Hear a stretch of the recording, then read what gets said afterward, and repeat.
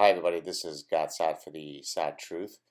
In chapter 2 of my 2007 book, The Evolutionary Basis of Consumption, I provide a table wherein I list a broad range of disciplines that have been Darwinized. And what I mean by that is that evolutionary principles have been incorporated within the study of phenomena within that particular discipline. Now, for some disciplines, how you go about infusing the field with evolutionary theory might seem reasonably intuitive. So, for example, nutrition, it might be reasonable to assume how evolutionary theory might inform the study of nutrition. But there's a wide range of other fields that you might be surprised are equally amenable to the infusion of evolutionary thinking. And so, in several of my writings, I have sought to demonstrate the explanatory power that is reaped by infusing, any field involving biological agents with evolutionary theory. For the purposes of today's clip, I wanted to demonstrate how one can use evolutionary principles in exploring how to best design man-made spaces, things like, urban design, landscape design, interior design, commercial scapes, let's say retail stores or malls or hotel lobbies. So are there things that we can use from evolutionary theory that can help us, if you'd like, optimize how we go about designing a particular space? And here, of course, optimization, we're not referring to say, cost minimization, right? So an architect might be interested in, putting up a building in a way that cost is the most important issue to optimize, in this case, to minimize cost. Here, what we're referring to is how do you optimize the evolutionarily relevant cues that humans are titillated by. In other words, what types of environments are those that adhere to certain evolutionary principles that our brains have come to expect and feel most comfortable in. And so here I'll use two principles. One is, if you look at the image in front of you, one is prospect-refuge theory and the other is biophilia. So prospect-refuge theory is a theory that basically argues that we prefer, for example, landscapes that afford us prospect and also grant us refuge. So in other words, be able to see without being seen. And so there are certain types of environments that either score very highly on prospect-refuge or not. And then depending on whether that particular environment does or does not adhere to prospect-refuge, then we either like it or don't. Biophilia refers to the idea that we have this innate love of nature.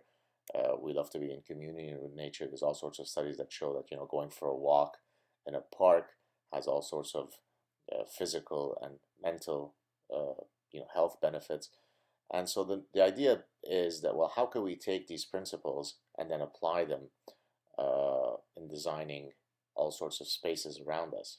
And so what I thought I would do here is show you some images of what I would consider to be a version that adheres to these evolutionary principles and one that violates them. So if you look at the top two leftmost images, on the left we have a cafe that has certain warm colors that very much adheres to prospect-refuge, right? There are all sorts of nooks and crannies where people can sort of hide while seeing other people walk by, right? I'd like to see without being seen.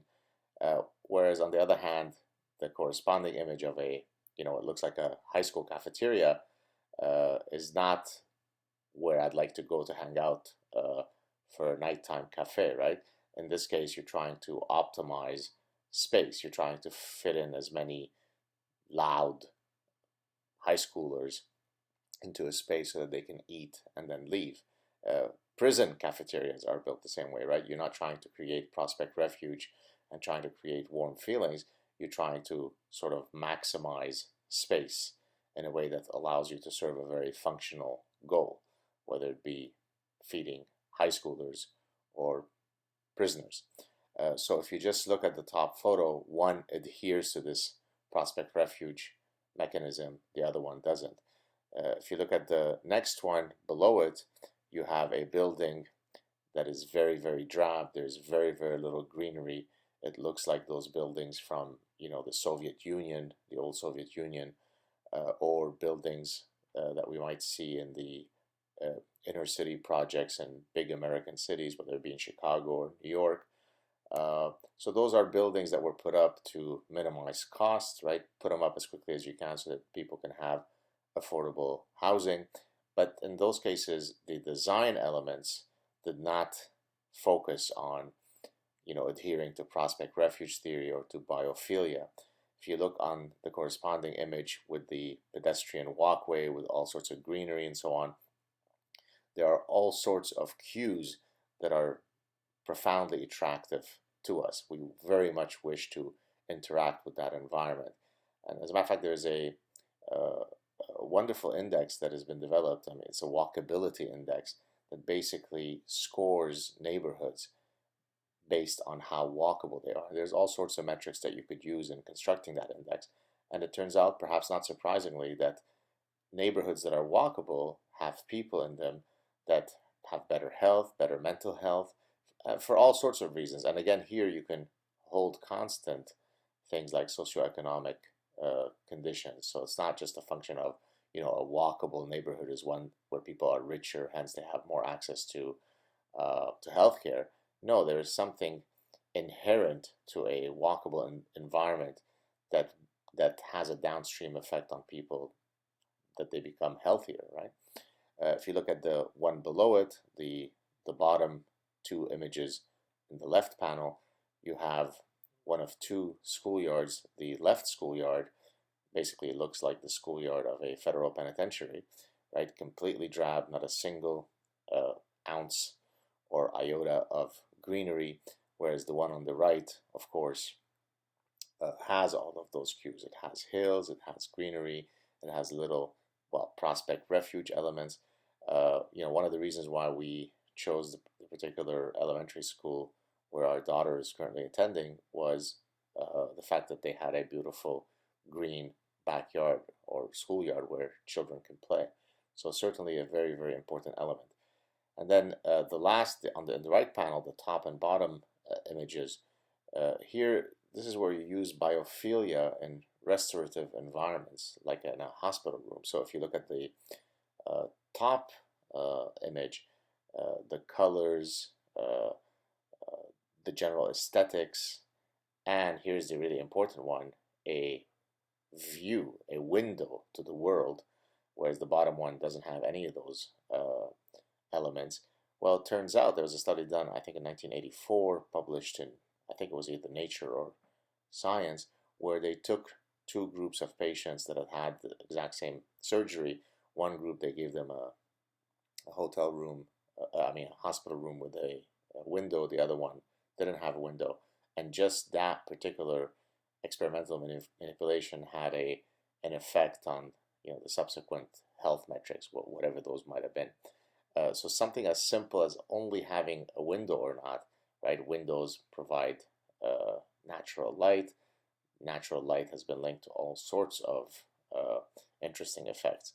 And so here you see in completely different environments how we create a cafe environment, how we build walkable, biophilic urban landscapes, how we create schoolyards, how we create restorative environments that are biophilic. All are informed by particular understandings of evolutionary principles. So there you have it. There's actually a field called evolutionary architecture, which maybe I'll talk about in a future clip. There's also biophilic architecture. Very, very interesting disciplines. As a matter of fact, in my 2011 edited book, Evolutionary Psychology in the Business Sciences, there's a chapter on how you use these principles when you're designing retail environments. So there you have it. There's no escaping evolutionary theory. It is everywhere around us. I hope that you're having a good weekend. Please share this clip if you enjoyed it. Talk to you soon. Cheers.